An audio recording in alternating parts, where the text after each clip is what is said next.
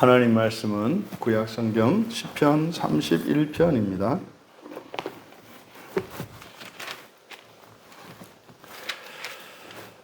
시편 31편 1절에서 24절까지 말씀인데 우리 함께 읽겠습니다. 여호와여, 내가 주께 피하오니 나를 영원히 부끄럽게 하지 마시고 주의 공의로 나를 건지소서. 내게 귀를 기울여 속히 건지시고 내게 견고한 바위와 구원하는 산성이 되소서. 주는 나의 반석과 산성이시니 그러므로 주의 이름을 생각하셔서 나를 인도하시고 지도하소서. 그들이 나를 위하여 비밀이 친 그물에서 빼내소서. 주는 나의 산성이시니이다. 내가 나의 영을 주의 손에 부탁하나이다. 진리의 하나님 여호와여, 나를 속량하셨나이다. 내가 허탄한 거짓을 숭상하는 자들을 미워하고 여호와를 의지하나이다. 내가 주의 인자하심을 기뻐하며 즐거워할 것은 주께서 나의 고난을 보시고 환난 중에 있는 내 영혼을 아셨음에 나를 원수의 수중에 가두지 아니하셨고 내 발을 넓은 곳에 세우셨음이니이다. 여호와여, 내가 고통 중에 있사오니 내게 은혜를 베푸소서. 내가 근심 때문에 눈과 영혼과 몸이 쇠하였나이다.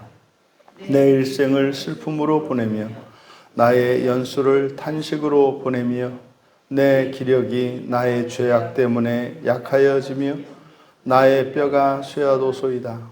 내가 모든 대적들 때문에 욕을 당하고 내 이웃에게서는 심히 당하니 내 친구가 놀라고 길에서 보는 자가 나를 피하였나이다. 내가 잊어버린 바됨이 죽은 자를 마음에 두지 아니함 같고 깨진 그릇과 같으니이다. 내가 무리의 비방을 들었으므로 사방이 두려움으로 감싸였나이다. 그들이 나를 치려고 함께 의논할 때에 내 생명을 빼앗기로 꾀하였나이다. 여호와여, 그러하여도 나는 주께 의지하고 말하기를 주는 내 하나님이시라 하였나이다.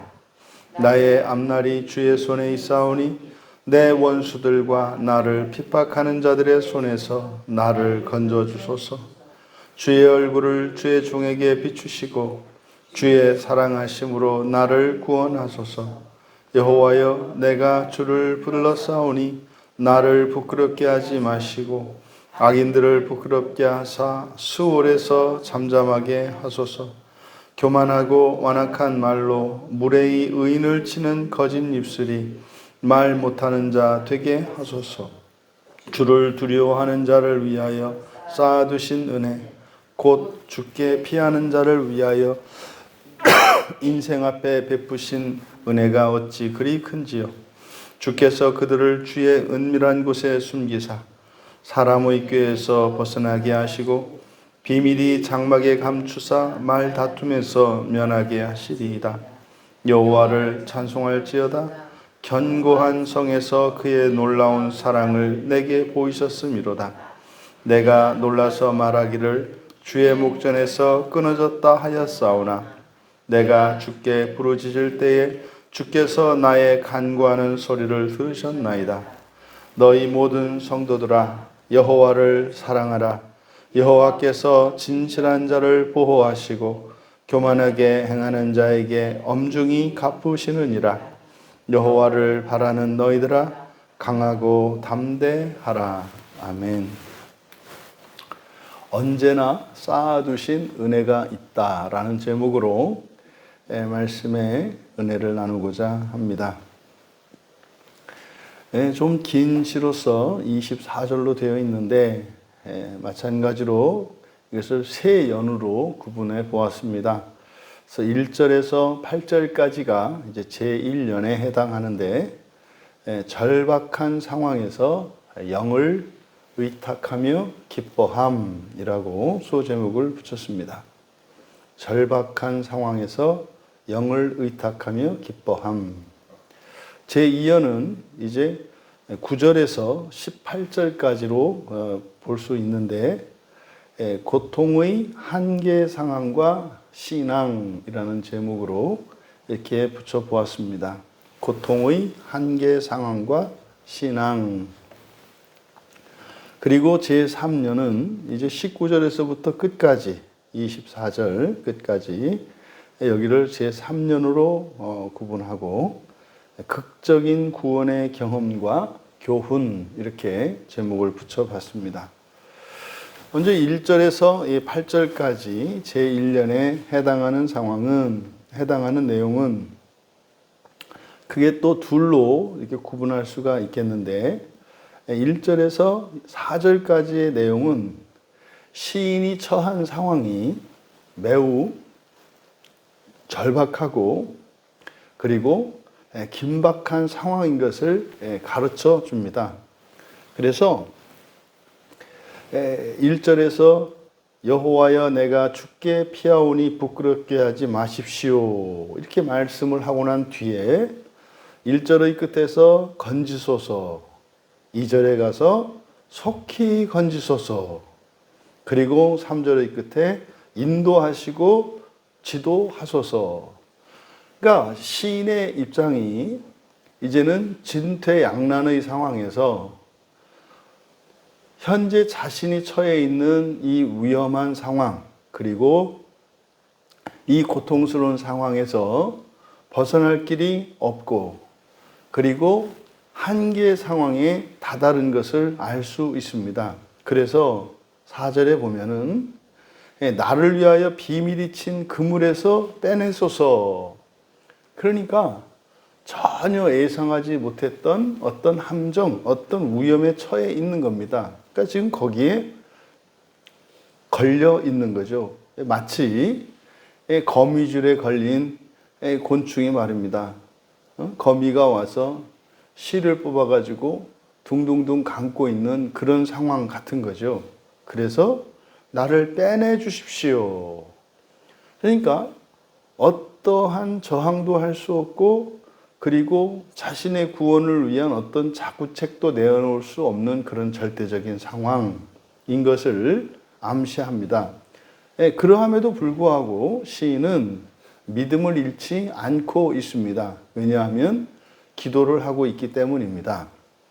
그리고 이제 5절에서 끝에 8절까지 이 내용을 보면은 이제 그러한 시인이 처해 있던 그 상황, 그래도 믿음을 잃지 않고 이렇게 하나님께 기도하고 구원해 주시기를 간청을 했습니다마는 이제 시인은 이것은 더 이상 어쩔 수 없는 것이구나.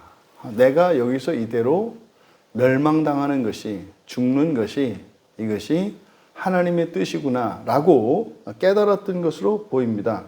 그래서 5절에 내가 나의 영을 주의 손에 부탁하나이다. 이게 예수님께서 십자가의 마지막 가상칠언 중에 하나입니다. 여기서 영은 루아흐거든요.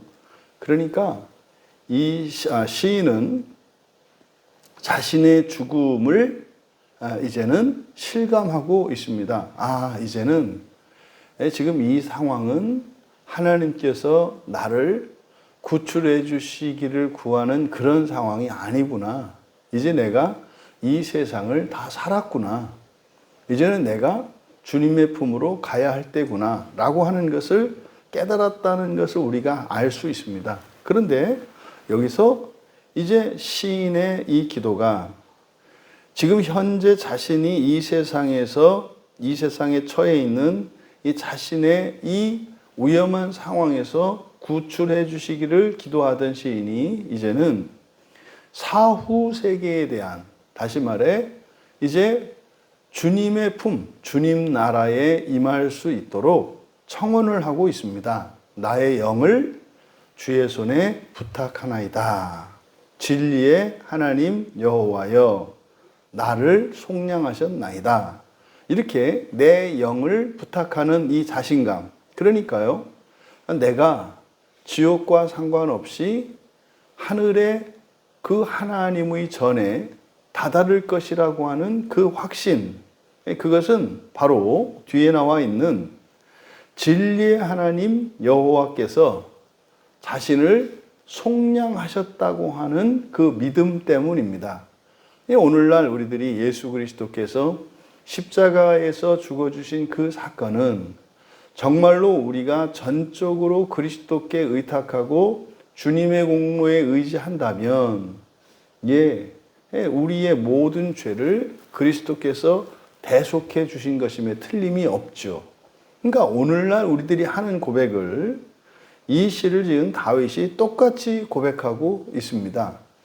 예수님께서 마치 지상의 공생애를 마치시고 이제 아버지 품에 안기기를 기도하였던, 그러니까 예수님이 이 말씀을 인용하셨기 때문에 이 기도는 완전한 기도고 이 세상을 정말 성공적으로 잘 마친 신자의 기도입니다. 그리고 내가 허탄한 거짓을 숭상하는 자들을 미워하고 여호와를 의지합니다. 여호와를 의지합니다.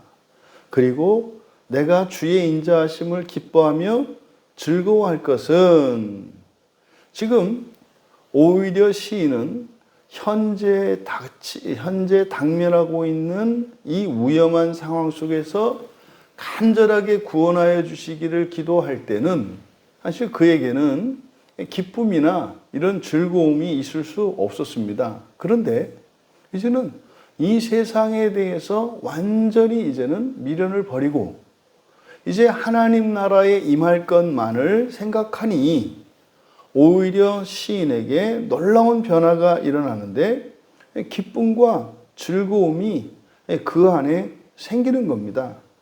이것이 이 땅을 살았던 신자들의 마지막이 되어야 합니다. 우리가 이 세상에서 이제 우리의 육신의 생명을 벗고 이제 주님께 임할 때에 그때 우리의 고백이 이러해야 할 수 있기를 축복합니다. 오히려 그 죽음의 순간에 살아가는 자식의 문제가 되었든 자신이 살았던 과거의 어떤 것이든 이 모든 것들이 참으로 무가치하고 헛된 것임을 깨닫고 그 주님 나라에 임하는 그 영광과 그 소망만이 참으로 이 세상 가운데에서 우리가 지켜야 하고 또 우리들이 누릴 수 있는 최고의 가치인 것을 알게 될 때 시인과 같은 이런 고백을 하는 거죠. 죽음 앞에서 기뻐하고 감사할 수 있는 겁니다. 이렇게 기뻐하고 즐거워하는 그 이유, 그것이 이제 우리말 성경에는 잘 나타나 있지 않습니다만은 사실은 주의 인자하심을 기뻐하며 즐거워할 것은 이렇게 되어 있는데 주의 인자하심, 이게 헤세드입니다. 헤세드니까 언약적 신실함, 언약적 자비이지 않습니까? 그러니까 언약적 자비 안에서 내가 기뻐하고 즐거워합니다 라는 뜻입니다.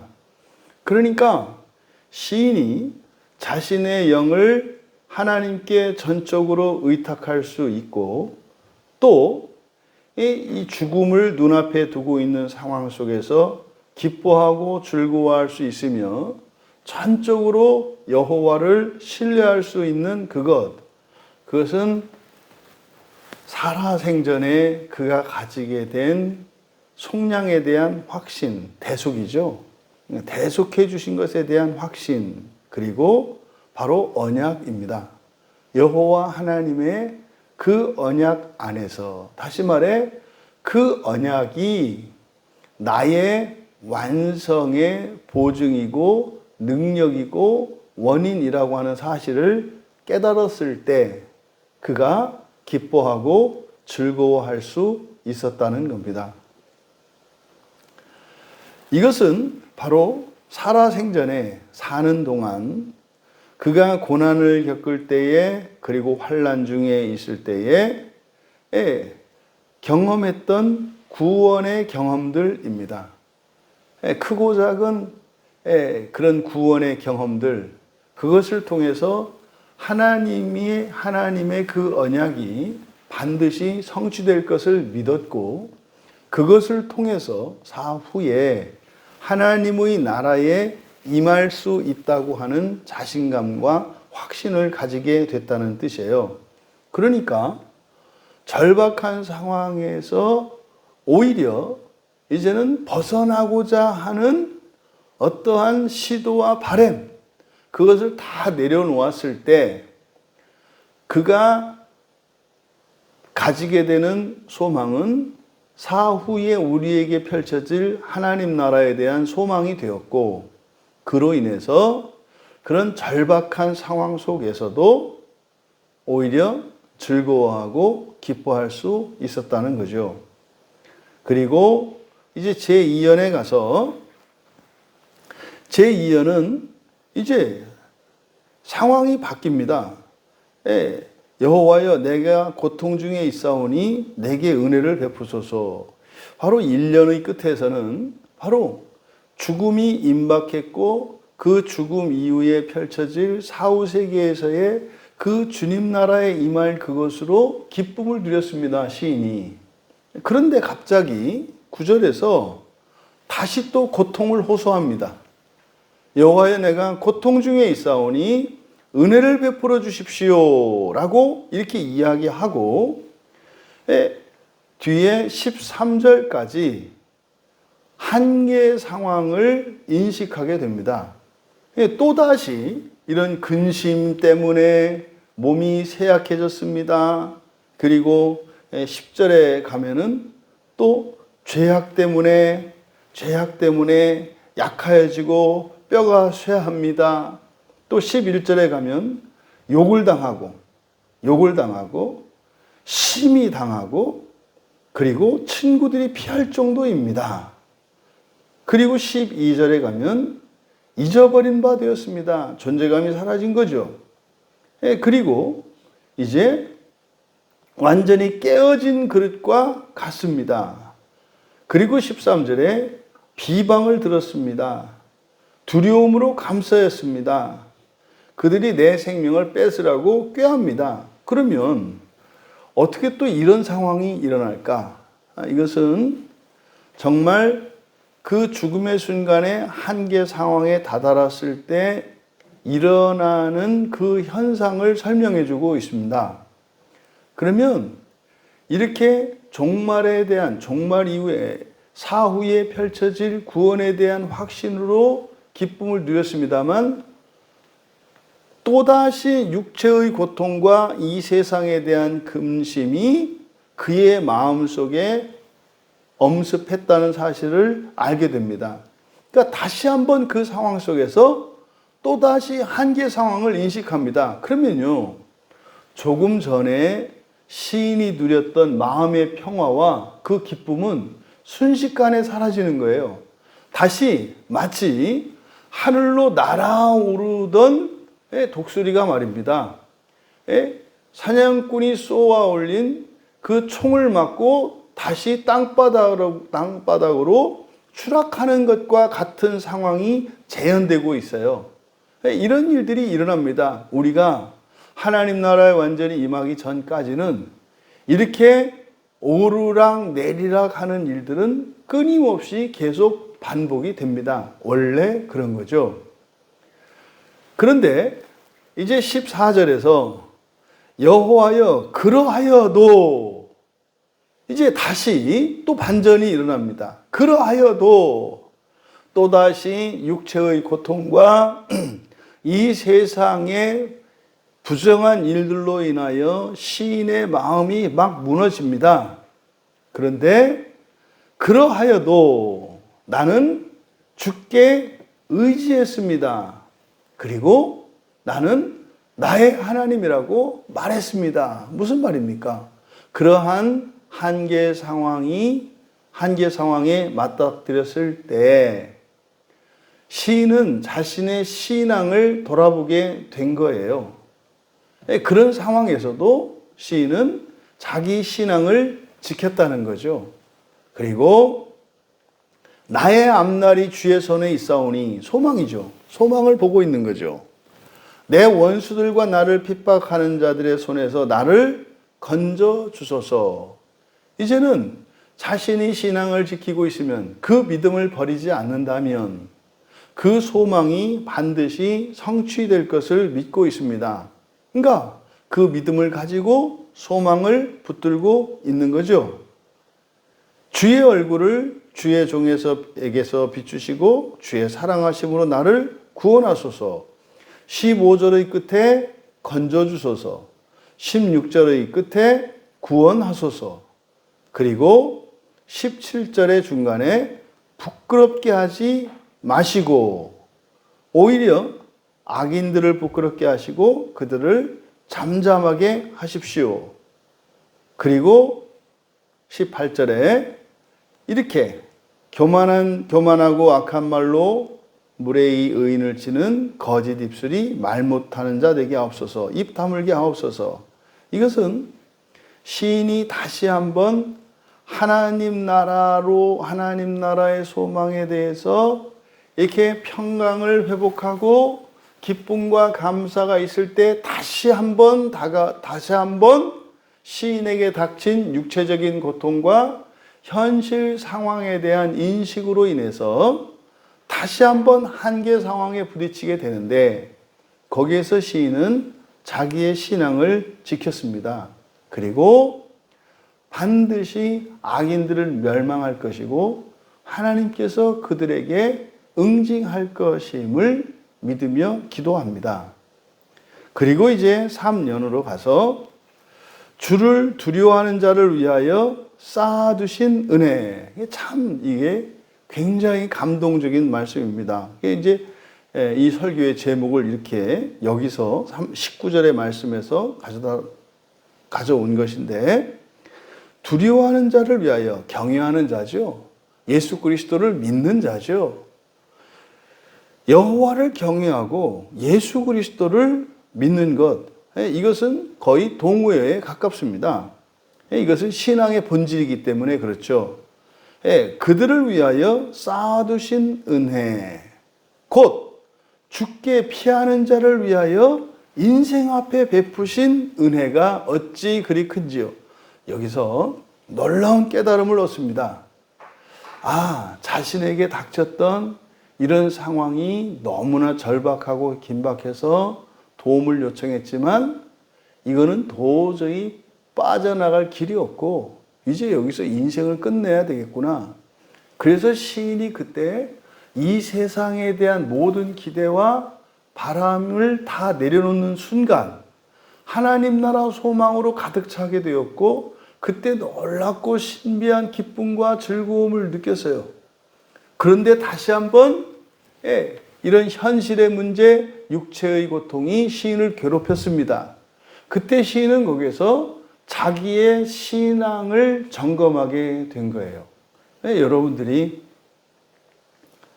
인생을 살면서 지금 시인이 겪었던 것과 같은 이런 절체절명의 상황에서 여러분들이 영적으로 깨어 있으면 그것을 시험으로 받아들이게 됩니다.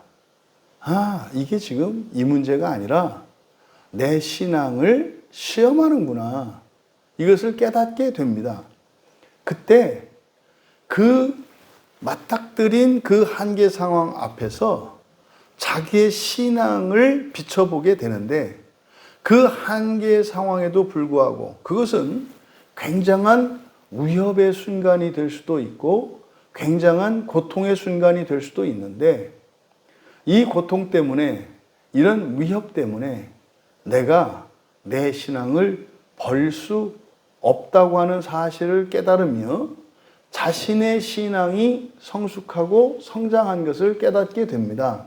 바로 그런 일이 있었던 거죠. 그러니까요, 이제는 현실의 문제가 아니라 죽음에 대한 두려움에 전혀 없습니다.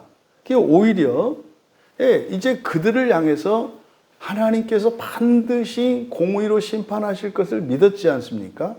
그리고 나니까 이제 이 3년에서 바로 이런 극적인 구원을 경험하게 되고 여기서 어떤 교훈을 얻게 됩니다. 시인이 그러는 거죠. 여호와를 경외하고 하나님께 피하는 자들에게는 항상 하나님이 쌓아두신 은혜가 있구나.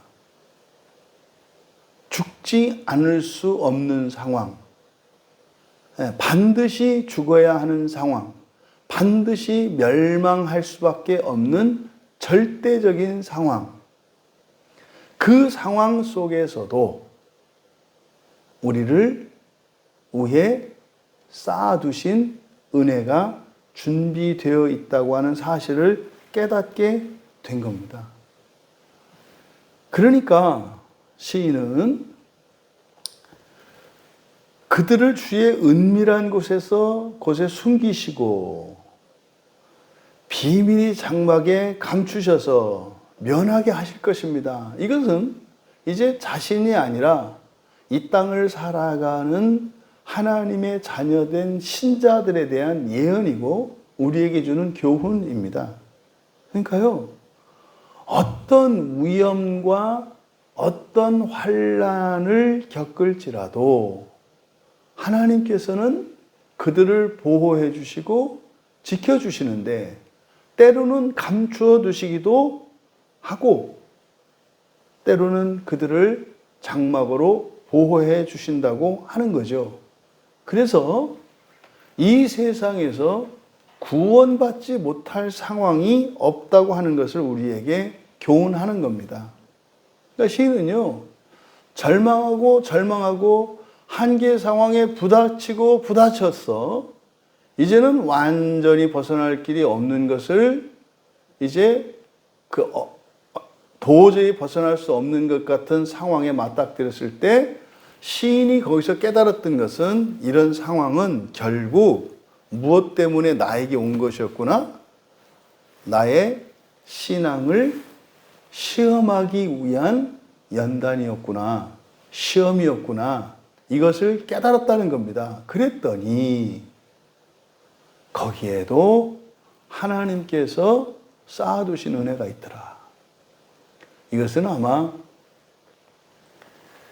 홍해 앞에 섰던 그 이스라엘 백성들이 홍해가 갈라지고 거기서 기적을 경험하고 막 기뻐하면서 지나가지 않습니까? 살았다, 할렐루야 하고 말이죠. 그런데 잠시 뒤에 이 애굽의 병거가 막 죽일 듯이 기세로 막 몰려오지 않습니까? 그럼 조금 전까지 바다가 쩍 갈라지고 말이죠. 거기로 이제 걸어오면서 야, 하나님은 위대하시다. 정말 우리를 구원하시는구나. 이렇게 기뻐하고 즐거워하며 그렇게 바다를 건너가던 그들이 순식간에 뒤에서 애굽의 병사들이 뒤쫓아오는 것, 죽일 듯이 뒤쫓아오는 그 상황이 되니까 금세 그 기쁨과 즐거움을 사라졌잖아요. 그리고 거기서 벗어났지 않습니까? 단 한 사람도 물에 빠져 죽거나 애굽의 군사의 그 창칼에 맞아 죽은 사람이 없어요. 하나님이 바다로 그들을 삼켜버려요. 그때 모세의 노래 이스라엘이 찬가를 부르지 않습니까? 바로 그때의 장면과 거의 일치하는 그런 거죠. 그리고 이제 21절에 여호와를 찬송하라. 여호와를 찬송하라. 23절에 여호와를 사랑하라. 너희 모든 성도들아 여호와를 사랑하라. 찬송하고 사랑하지 않을 수 없는 여호와인 것을 깨닫게 된 거죠. 그리고 마지막으로 시인은 24절에서 여호와를 바라는 너희들아 강하고 담대하라 라고 하는 말로 시를 맺습니다. 여러분, 이 시편 31편을 통해서 우리가 얻을 수 있는 이 교훈들을 정리해 보자면 첫 번째로 어떠한 고난 중에도 포기하지 말고 구원을 요청하라는 거예요. 두 번째로는 어떤 경우에도 신앙을 잃어버리지 말고 지키라는 거예요. 그런 고난과 환난은 우리의 신앙을 달아보기 위한 시험의 도구이기 때문입니다. 그러니까 신앙을 버리는 순간 오히려 그 시험이 우리를 삼켜버릴 것입니다. 그래서 어떤 경우에도 신앙을 지켜내라. 세 번째로, 신앙을 여러분들이 지킨다면 쌓아두신 은혜로 반드시 도우신다. 이 진리를 깨닫는다 할지라도 우리의 마음속에는 끊임없는 이런 거짓 감정들이, 그리고 거짓된 생각들이 요동칠 것이다. 그래서 어떻게 해라? 강하고 담대하라. 강하고 담대하라. 여러분의 인생 가운데 그 어떤 위험과 고난이 여러분의 신앙을 삼킬 수 없습니다. 여러분들이 그 신앙을 놓지 않고 지키고 있다면 말입니다. 그리고 하나님이 구원하시는 그 구원의 은혜는 우리는 도저히 상상할 수 없는, 그것을 시인은 쌓아두신 은혜라고 말씀했습니다. 언제나 신자들에게는 쌓아두신 은혜가 있다는 사실을 잊지 마시고, 어떠한 상황 속에서도 믿음을 잃지 않고 소망을 놓지 않으며 참으로 찬송할 수밖에 없는, 사랑하지 않을 수 없는 하나님이신 것을 고백할 수 있는 우리 모두 되시기를 주님의 이름으로 축원합니다. 존귀하신 하나님, 하나님께는 불가능이 없음을 너무나 잘 알고 고백함에도 불구하고 저희들의 일상 속에서는 너무나 쉽게 잊어버리게 되는 것을 깨닫게 됩니다. 오늘 다윗이 지은 이 시 속에 담겨 있는 영적인 시험과 저희들의 신앙의 연단이 삶의 고난과 환난을 통해서 다가온다는 사실을 가르쳐 주셨사오니 어떤 경우에도 우리의 신앙을 배반하지 않고 그 믿음을 지킬 때에 소망이 반드시 성취되는 것임을 다시 한번 확신케 하여 주셔서 인생의 모든 시험과 환난을 능히 이기고 하나님 나라를 향하여 박차고 날아오르는 독수리와 같은 저희들 모두가 다 되게 하옵소서. 감사하며 예수님의 이름으로 기도하옵나이다.